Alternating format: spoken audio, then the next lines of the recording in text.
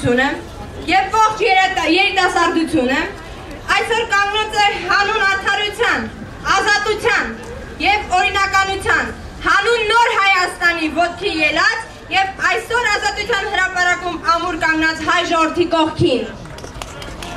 Մենք երիտասարդներս շարունակելու ենք մեր պայքարը, լինի դա դասադուլի, բողոքի երթերի,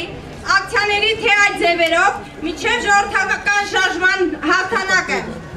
Մենք ինչպես ողջ ժողովուրդը փետրվարի 18-ին ընտրել ենք Հայաստանի Հանրապետության նոր նախագահ եւ այդ նախագահը Ռաֆի Հովհաննիսյանն է։ Եվ որևէ այլ անձի կողմից իշխանության ուզուրպացիա չենք հանդուրժի։ Ուստի պահանջում ենք անվավեր ճանաչել կեղծված ընտրությունների պաշտոնական արդյունքները։ Այս պահի դրությամբ ուսանողությունը արդեն 4-րդ օրն է, ինչ իրականացնում է դասադուլ։ Բողոքի այդ օրինական գործողությունը իշխանությունների կամակատար բուհերի ռեկտորները եւ հատկապես Սերժ Սարգսյանի գլխավորած Երևանի պետական համալսարանը պատասխանեցին ոչ միայն ուսանողների ազատ տեղաշարժը խոչընդոտող ապօրինություններով, մասնավորապես բուհերի դռները փակելով, այլ նաև Երևանի պետական համալսարանի, Հայաստանի պետական տնտեսագիտական համալսարանի, Երևանի թատրոնի և կինոյի պետական ինստիտուտի և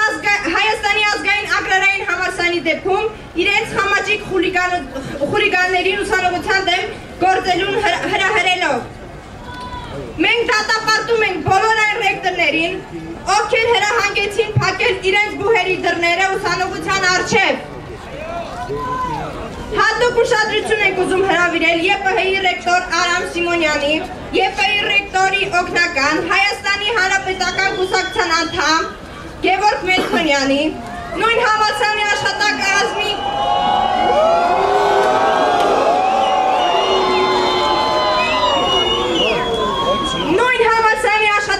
ղեկավար Ալիկ Ղարիբյանի վրա,